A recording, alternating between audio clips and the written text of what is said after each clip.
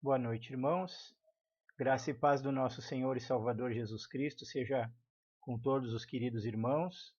Nós vamos dar início ao nosso estudo da quinta-feira e nós estamos desenvolvendo uma série de estudos com base no tema e no livro Retorno à Santidade. Esse livro ele visa tratar áreas da nossa vida que porventura necessitem de conserto, de análise, de retorno a uma prática mais ativa e mais saudável da palavra de Deus.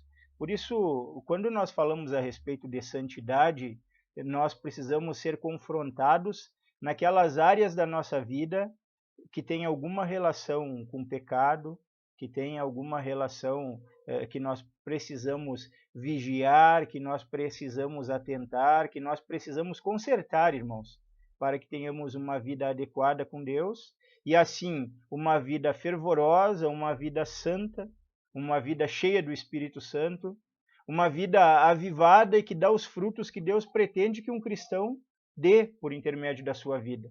Esse é o nosso desafio ao estudarmos este livro, promover uma atitude sadia de santidade e de crescimento espiritual que todo cristão necessita na sua vida.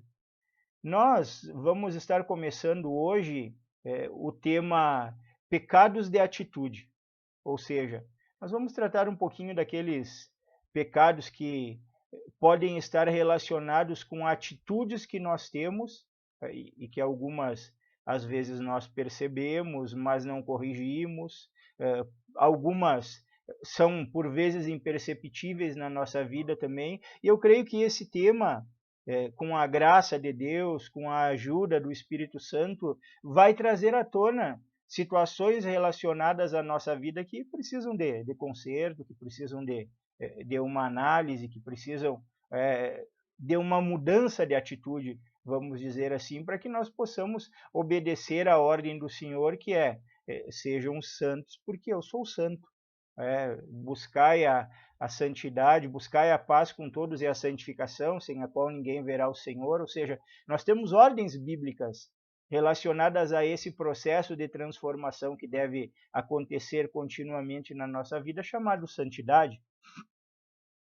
Então, quando nós falamos a respeito de pecados de atitudes, irmãos, quando Deus ele examina as nossas vidas, ele é um Deus que ele não analisa somente aquelas nossas ações exteriores, mas ele vê realmente aquilo que está no nosso coração, aquilo que está no nosso íntimo, aquilo que são as atitudes por trás das nossas ações. Então, por isso o tema pecados de atitude. Muitas vezes nós na nossa vida cotidiana, na nossa prática do cristianismo diário, costumamos dizer coisas, ou pensar coisas, ou agir de maneiras que podem não agradar a Deus. E Deus ele está interessado são nas atitudes dos nossos corações. E cada um de nós tem atitudes adequadas e atitudes que precisam ser corrigidas. Então, nós precisamos da graça de Deus nesta noite, neste estudo, que vai chegar aos irmãos não apenas por meio do YouTube, mas também vai chegar aos irmãos por meio de um material escrito que os irmãos podem consultar. A nossa apostila ela está na página 13, os pecados de atitude eles começam na página 13, e a nossa oração deve ser, irmãos, no sentido de que Deus ele nos ajude a identificar nas nossas vidas atitudes que não estão em acordo com a vontade dele e pedirmos perdão e corrigirmos. Eu gostaria de começar esse nosso momento com uma leitura de um texto bíblico que se encontra no livro de Apocalipse, no capítulo 3, os versículos 15 e 16. Após essa leitura, nós vamos nos dirigir a Deus em uma oração e já daremos sequência à primeira série de atitudes que precisam ser avaliadas na nossa vida para ver se não contém algo que desagrada a Deus. Então, Apocalipse capítulo 3, os versículos 15 e 16, que nos dizem assim: Conheço as tuas obras, que nem és frio nem quente. Quem dera fosses frio ou quente, assim, porque és morno e nem és quente nem frio, estou a ponto de vomitar-te da minha boca. Vamos orar ao Senhor neste momento? Nosso Deus e Pai, nós nos colocamos diante da Tua santa presença nesta hora e louvamos, exaltamos, glorificamos o Teu santo nome, Pai. Obrigado pela Tua graça bendita, pelo Teu amor, pela Tua misericórdia, pela Tua bondade, Pai querido.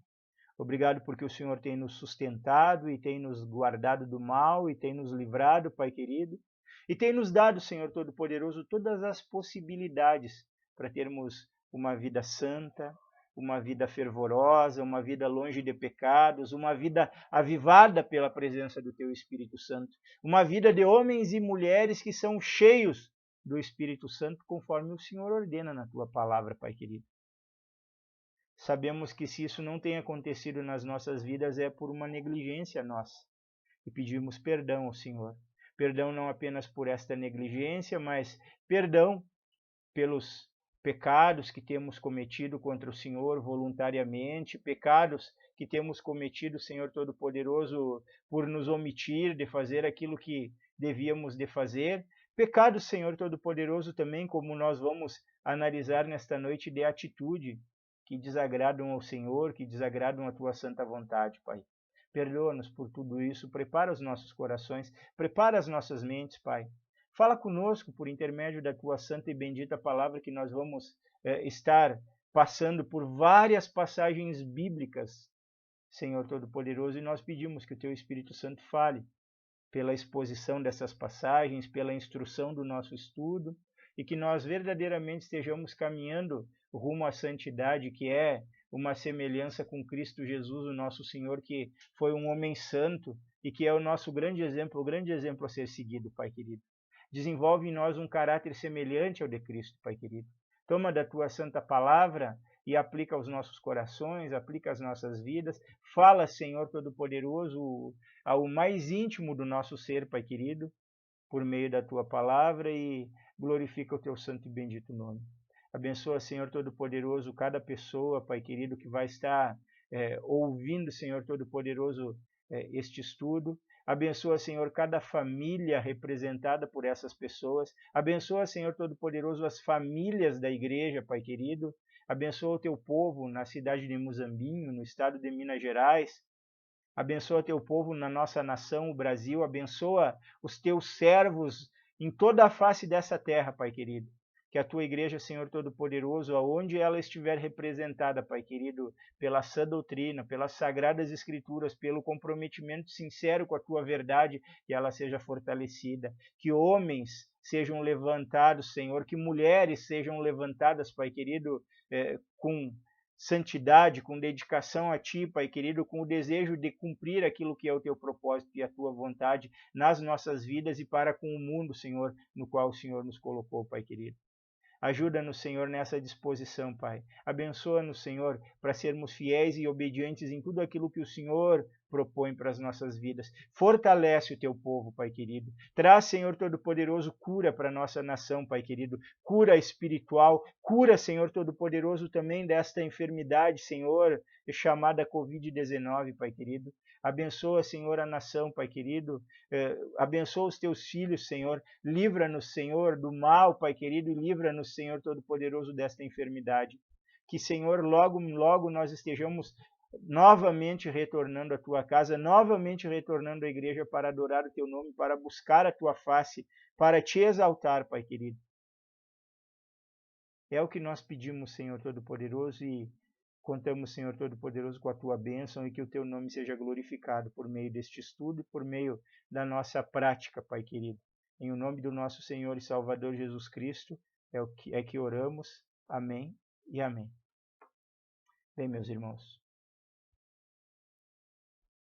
Então, nós começamos fazendo leitura desse texto de Apocalipse, afirmando que Deus, Ele conhece as obras, esse texto ele é destinado a uma igreja, mas ele poderia ser aplicado aos membros desta igreja e, de maneira geral, aplicado nos seus princípios à vida dos cristãos. E fala de um grupo denominacional e de pessoas que não são frias e nem quentes, e que por esse motivo, porque são mornos, o Senhor diz, eu estou pronto a vomitá-los da minha boca. Ou seja, nós temos uma crítica aqui da palavra de Deus e uma chamada de atenção nossa diante do fato que Deus, ele deseja que os seus filhos amem ele com muita dedicação, com muito fervor. Uma atitude morna, uma atitude de pessoas que estão em cima do muro, uma atitude de pessoas que não estão verdadeiramente comprometidas com Deus e com a sua palavra, o Senhor diz que causa náuseas nele. Então, nós devemos de entender esse pecado de atitude, porque essa é uma atitude esperada dos cristãos, como uma falta de um amor fervoroso, e nós devemos de sondar as nossas vidas para verificar se isso acontece nas nossas vidas e buscar meios, rotas de corrigir isso daí. E eu creio que Deus, por intermédio do seu Espírito Santo, vai nos ajudar nessa noite a identificarmos traços na nossa vida dessa atitude e como essa atitude de devoção, de paixão, de fervor para com Deus está na nossa vida. Então, nós vamos, como temos feito, analisar algumas perguntas que nos ajudarão a refletir. Primeiro, você pode sinceramente caracterizar o seu amor e serviço a Deus como fervoroso, como apaixonado?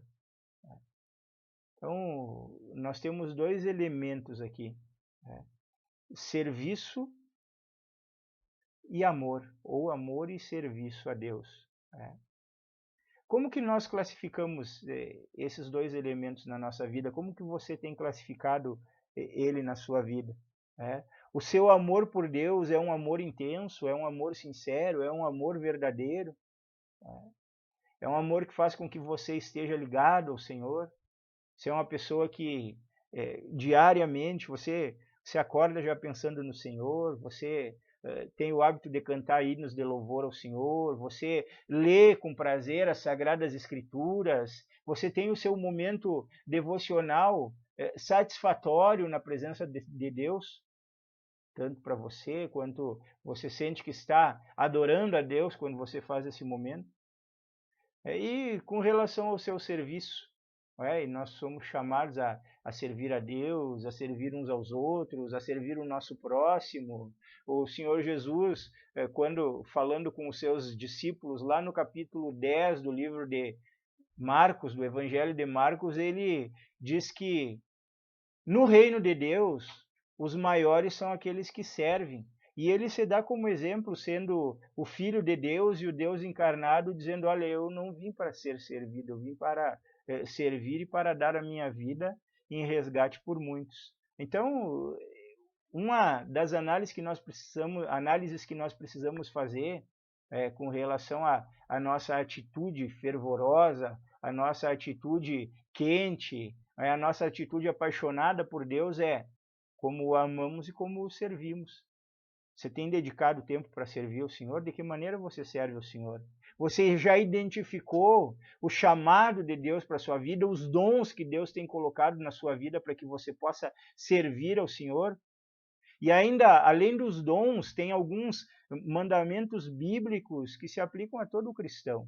Então, Deus manda que nós oremos, Deus manda que nós leiamos a Bíblia, Deus manda que nós evangelizemos, Deus manda que nós cresçamos em conhecimento dele, Deus manda que nós nos relacionemos com ele, que nós meditemos na palavra, não apenas a leiamos. Ou seja, isso demonstra o nosso amor, porque o amor é caracterizado na vida do cristão pela sua obediência. Então, como tem estado a sua atitude? Deus e o seu serviço são prioridades ardentes na sua vida? Você tem colocado isso, eu coloco como prioridade servir a Deus. servir a Deus indo no culto, servir a Deus meditando na sua palavra, servir a Deus pregando a sua palavra, servir a Deus amando o meu próximo. Você tem colocado isso como prioridade na sua vida? Você tem praticado aquilo que o Senhor Jesus diz lá em Mateus capítulo 6 e versículo 33? Buscai em primeiro lugar o seu reino e a sua justiça, e todas as demais coisas vos serão acrescentadas? Ou as outras coisas é que são prioridade na sua vida? Porque isso demonstra uma atitude adequada nas nossas vidas. Com relação à oração, a oração é uma atitude de comunhão com Deus. Você tem um desejo ardente de orar? Ou a sua oração, a oração é uma luta para você? Você tem que lutar contra a sua carne para orar? Você tem que lutar contra as circunstâncias? Você tem que lutar contra outras prioridades? Qual é o significado? Como a Bíblia está representada na sua vida? A Bíblia é um livro que você fica vários dias sem lê-la, sem pegá-la na mão? Ou a Bíblia para você é algo que você não fica um dia sem lê-la, sem meditar naquilo que está sendo dito por o texto que você leu, sem buscar identificar na sua vida aspectos que precisam ser modificados por esse texto, aplicações que você pode fazer? Isso são atitudes. E quando nós negligenciamos essas atitudes da maneira correta, da maneira adequada, nós estamos pecando contra Deus, nós estamos pecando contra a sua palavra, contra a sua santa vontade. E esse é um dos empecilhos na vida do cristão, para que o cristão se torne um crente fervoroso, um crente que realmente agrada a Deus, um crente que tem uma comunhão íntima com Deus, um crente que é um instrumento de Deus para ganhar almas para o seu reino. Então, só que tem um detalhe aqui, irmãos, importante que nós devemos de considerar aqui.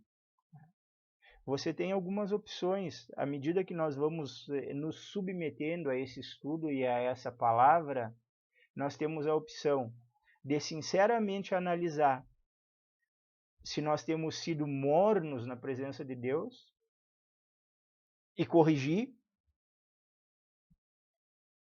Nós temos a possibilidade de analisar as nossas atitudes e chegar à conclusão, não, louvado seja o nome de Deus, porque eu vejo esses elementos, esses questionamentos, como eles estão sendo feitos, como algo positivo na minha vida.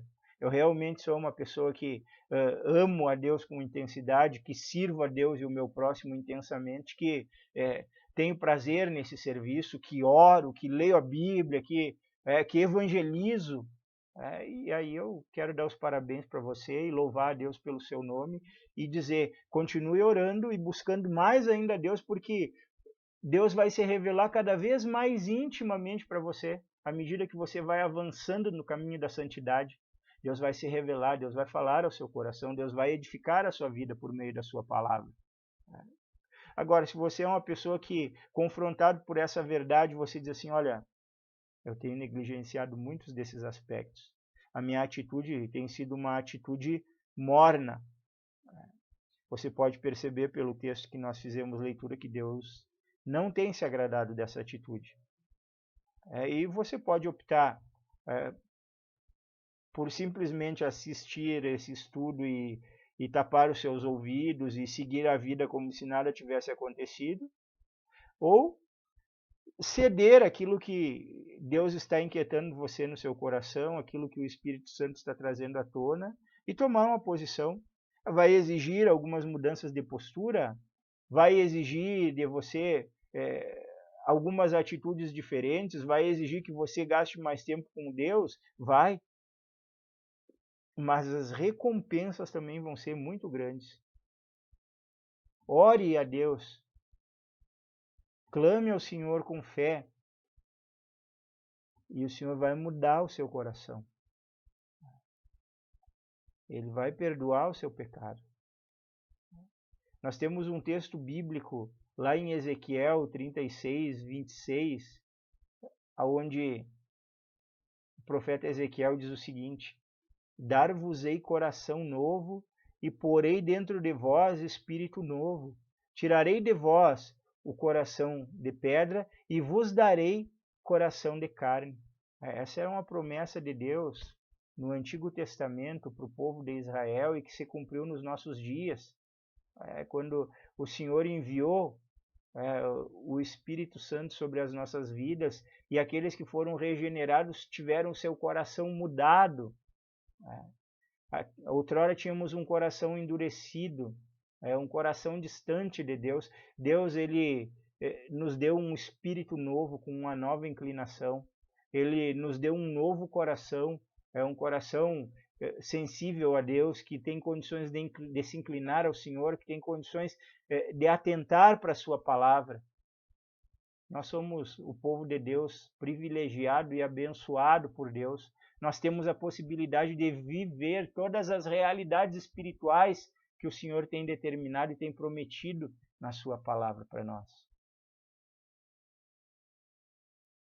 Passemos a um outro aspecto que nos chama a um posicionamento e a uma atitude diferente para com Deus.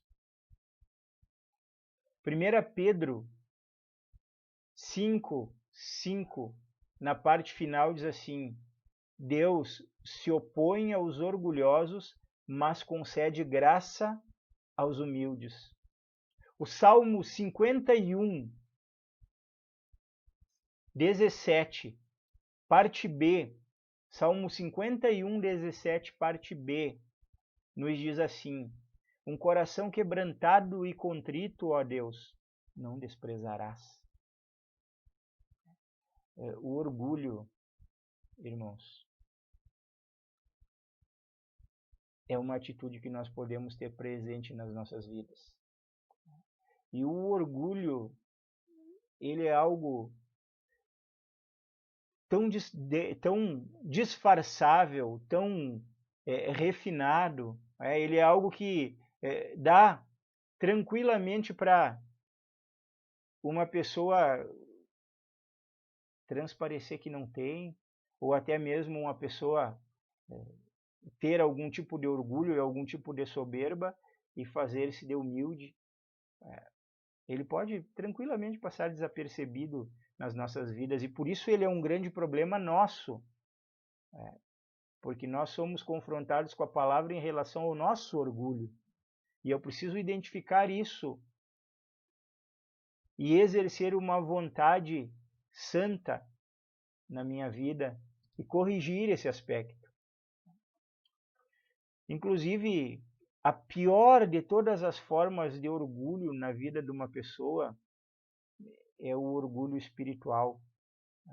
É aquela atitude de alguém que já se acha santo, alguém que não vê necessidade de purificação, de arrependimento na sua vida, de crescimento, porque ela diz assim, não, eu tô com uma atitude correta, eu não tenho pecado na minha vida, tá tudo bem, tá tudo certo comigo.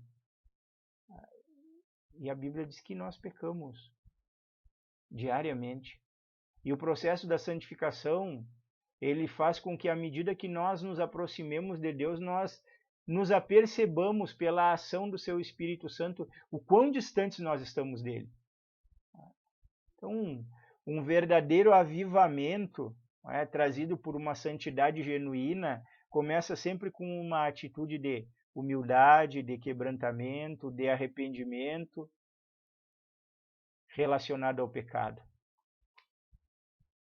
Inclusive, nós temos um texto em 2 Crônicas 7:14 que nos diz: se o meu povo, que se chama pelo meu nome, se humilhar e orar e me buscar e se converter dos seus maus caminhos, então eu ouvirei dos céus, perdoarei os seus pecados e sararei a sua terra. Então, meus irmãos, nós temos aí uma confrontação, aí uma apresentação de um texto que diz que se o povo de Deus se humilhar, orar e buscar o Senhor, Então ele perdoa os pecados. Vamos a algumas perguntas que nos ajudarão a refletir. Você é uma pessoa que se acha muito espiritual? E aí nós temos o porquê dessa pergunta, porque quando nós confrontamos essa pergunta com a questão da verdadeira humildade, todo cristão deve buscar espiritualidade. E todos nós devemos ser o mais espirituais possível. Eu preciso, essa deve ser uma responsabilidade minha. O problema é quando eu obtenho essa espiritualidade ou essa sensação de espiritualidade da maneira errada. Quando eu me comparo com outros. Eu olho para uma pessoa, eu olho para outra pessoa e eu digo, ó, perto do fulano, eu sou espiritual. Perto da fulana, eu sou mais espiritual. Eu conheço mais a palavra. Creio que eu oro mais. As minhas atitudes são melhores. Eu sou levado muitas vezes até a tecer certas críticas, certos julgamentos às pessoas. E eu quero dizer para os irmãos nessa noite que essa é a maneira errada de nós exercermos uma espiritualidade. Em primeiro lugar, eu preciso desenvolver uma espiritualidade sadia, santa, que glorifique a Deus. E o padrão da minha espiritualidade precisa ser eu mesmo. Porque cada pessoa, Deus tem um trato com cada pessoa. Deus vai tratar com a pessoa A de uma maneira, com a pessoa B de outra maneira, com a pessoa C de outra maneira e comigo de outra maneira. A minha responsabilidade na presença de Deus é desenvolver a minha santidade, a minha espiritualidade, a minha fé, a minha comunhão com o Senhor, da maneira mais intensa que me for possível, corrigindo os pecados da minha vida. Então eu preciso exercer uma vontade para corrigir esses aspectos da minha vida. Um dos problemas que a soberba, que o orgulho espiritual gera nas pessoas, é que leva as pessoas normalmente a criticarem ou julgarem os outros. Toda vez que nós criticamos ou julgamos os outros, e aqui, novamente, precisamos avaliar a palavra crítica e a palavra julgamento. Crítica. A crítica pode ser uma crítica positiva ou uma crítica construtiva fundamentada no amor. Mas quando a minha atitude é uma atitude de soberba e de falsa humildade, ou de falta de humildade, eu estou com um problema aí, porque aí a crítica, normalmente, ela vai ser negativa. E normalmente a ideia é depreciar para que eu me sinta melhor. Ou para que eu... não, eu estou mal, eu estou com um problema, mas olha o fulano. Fulano é pior que eu, a fulana é pior que eu. Julgamento. A Bíblia, ela diz que nós não devemos julgar atitudes do coração das pessoas. Que nós não devemos de julgar aquilo que as pessoas têm que está no interior delas, porque nós não temos condições de avaliar o que está no coração.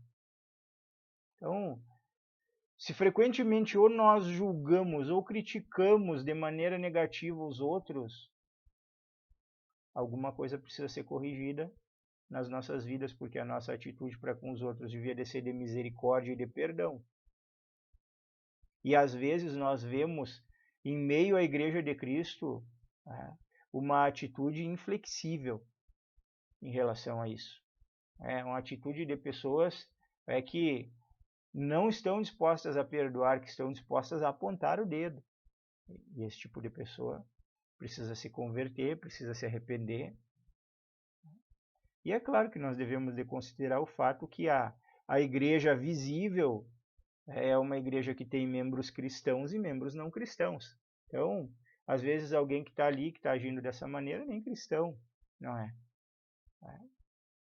Você está quase sempre tentando consertar os outros?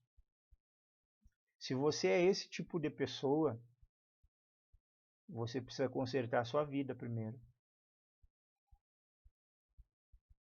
Porque todos nós temos falhas e temos defeitos.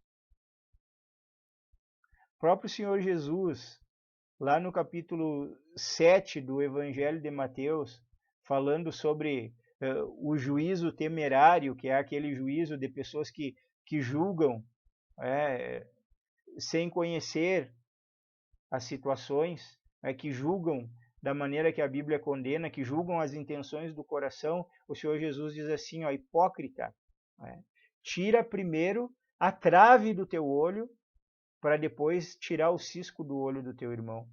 E isso deve servir de padrão de análise para todos nós. Primeiro nós precisamos consertar a nossa vida. E depois ajudar os nossos irmãos. E essas questões que estão sendo levantadas aqui, irmãos, não são questões que estão dizendo assim, ó, você nunca pode consertar alguém. Porque a atitude certa, quando você tem uma atitude certa para consertar alguém, que é a atitude de ir ter com a pessoa em amor, porque você está vendo algo que está equivocado na vida dela, algo que vai trazer prejuízo para a vida dela. E a sua preocupação é sincera, é uma preocupação fundamentada no amor, com o bem-estar da pessoa. Essa é uma atitude cristã, você vai ter com ela. Agora, a maneira equivocada, a maneira que supõe soberba, arrogância espiritual, falta de humildade, é aquela maneira de pessoas que só acham que os outros precisam de conserto e que a si mesmas elas nem sequer olham para dentro de si, nem se avaliam. Então, é preciso confessar esse tipo de pecado. Você gasta tempo diariamente com Deus para permitir que Ele sonde profundamente a sua vida, ou você sente que não precisa de muita purificação? Um dos aspectos da oração do cristão, ano passado nós fizemos um estudo a respeito de vida de oração. E um dos aspectos que nós estudamos é que a oração tem uma parte da oração que é a oração de confissão de pecados.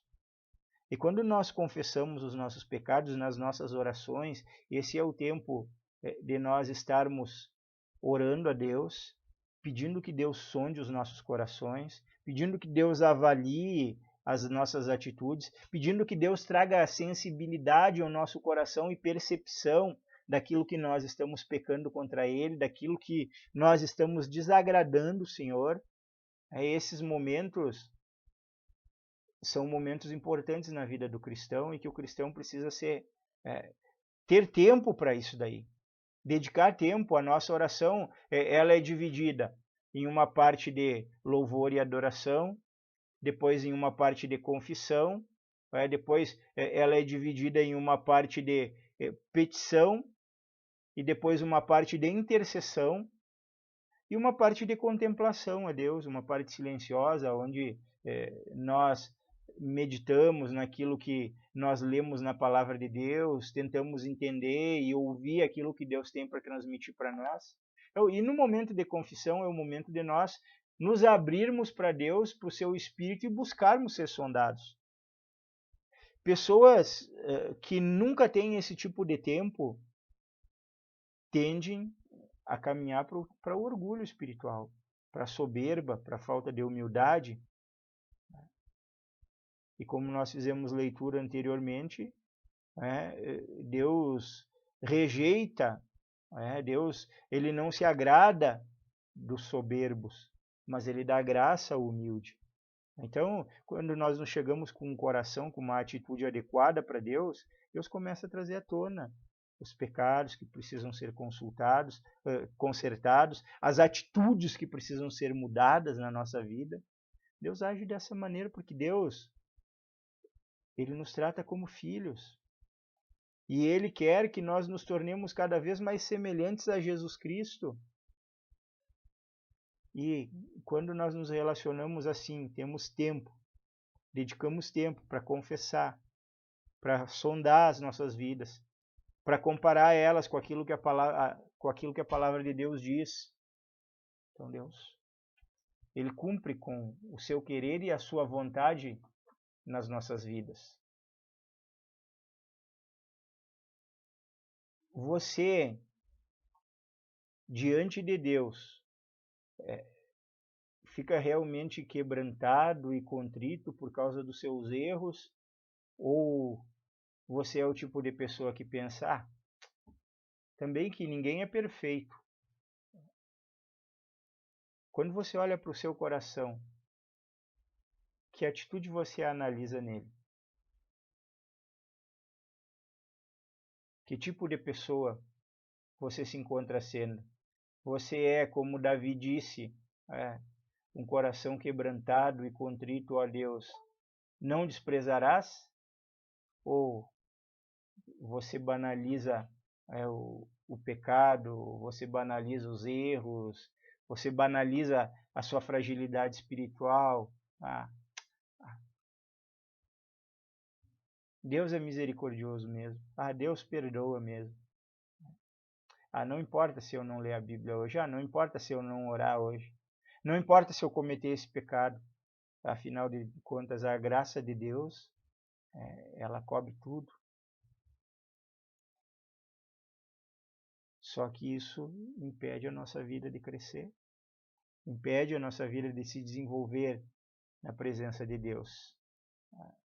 Agora, diante destas questões que nós levantamos, você está disposto a corrigir a sua vida, a ver um mover de Deus na sua vida? Ou você está satisfeito do jeito que está? Não, está tudo bem. Não tá meio morna, mas tá tudo bem. Quando nós falamos de santidade, você é uma pessoa que se sente mais santa do que os outros? Você é o tipo de pessoa que acha que já está no nível certo de espiritualidade?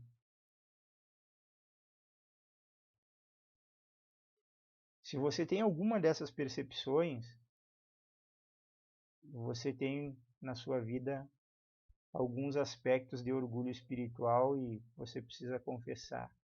Você precisa abandonar o pecado do orgulho. Cristo, ele pode trazer quebrantamento, humildade, contrição verdadeira para a sua vida. Lembre-se que Deus, ele dá graça ao humilde, mas ele resiste ao soberbo. Avalie essas questões à luz da palavra do Senhor e busque correção para a sua vida.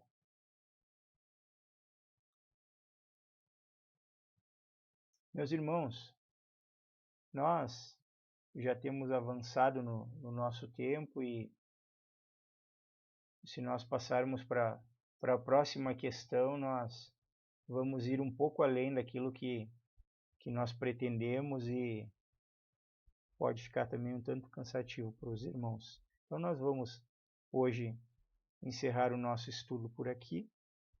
E a semana que vem nós damos continuidade nessa parte de pecados relacionados à nossa vontade. Vamos orar ao Senhor neste momento? Nosso Deus e nosso Pai, nós louvamos o Teu santo e bendito nome, Papai, e Te exaltamos pela Tua graça, pelo Teu amor, pela maneira, Senhor, bondosa como o Senhor nos corrige por intermédio da Tua palavra. E queremos pedir em nome de Cristo Jesus, o Teu Filho, que o Senhor trate conosco agora. Que o Senhor trate estas áreas da nossa vontade, Pai querido. Em primeiro lugar, relacionadas, Senhor, às atitudes, Pai querido, que nós temos para com o Senhor. Senhor, se porventura, Pai querido, nós temos sido mornos, Senhor, Pai, na Tua presença, tem misericórdia de nós, Pai. Ajuda-nos a sermos filhos fervorosos, filhos comprometidos, filhos que Te servem com alegria, filhos que Te amam com profundidade, filhos, Pai querido, que buscam-Te por meio da Tua palavra, por meio da oração, filhos que cumprem com os Teus mandamentos de maneira agradável ao Senhor, Pai querido. Ajuda-nos a sermos essas pessoas, Pai querido, para termos, Senhor, a Tua presença santa nas nossas vidas, Papai. Também, Senhor Todo-Poderoso, eu quero pedir em nome de Jesus que o Senhor olhe para o nosso coração, que o Senhor nos sonde, que o Senhor nos ajude, Pai querido, que nós possamos perceber, Pai, se há algum orgulho no nosso coração, se há alguma soberba, se há alguma coisa que Te desagrada, Pai querido. Nós queremos pedir em nome de Jesus, Senhor, faz-nos verdadeiramente humildes, Pai. Tira de nós todo orgulho espiritual, remove de nós todo o empecilho para o crescimento, Pai querido, para a manifestação, Senhor Todo-Poderoso, da Tua vontade, Pai querido, nas nossas vidas, para que nós sejamos santos, Pai querido, para que nós tenhamos uma comunhão que nos leve a um crescimento, a um avivamento, a uma santidade nas nossas vidas, Pai. Ajuda-nos nesse sentido, Pai. Trata, Senhor Todo-Poderoso, com as nossas vontades, Pai querido, e tudo aquilo que, porventura, Senhor Todo-Poderoso, faça separação, muda. Ajuda-nos a mudar no nosso caráter, naquela parte que compete a nós, Pai. Abençoa também o Teu povo, Pai. Guarda a todos debaixo da Tua mão potente, Pai querido. Dá a todos uma excelente noite de descanso, Pai querido. Abençoa, Senhor, o restante da semana de cada família da igreja, Pai querido, e que no domingo, Senhor, nós possamos novamente nos encontrar na Tua casa para adorar e bendizer o Teu santo nome. É o que nós pedimos e agradecemos em nome do nosso Senhor e Salvador Jesus Cristo. Amém e amém.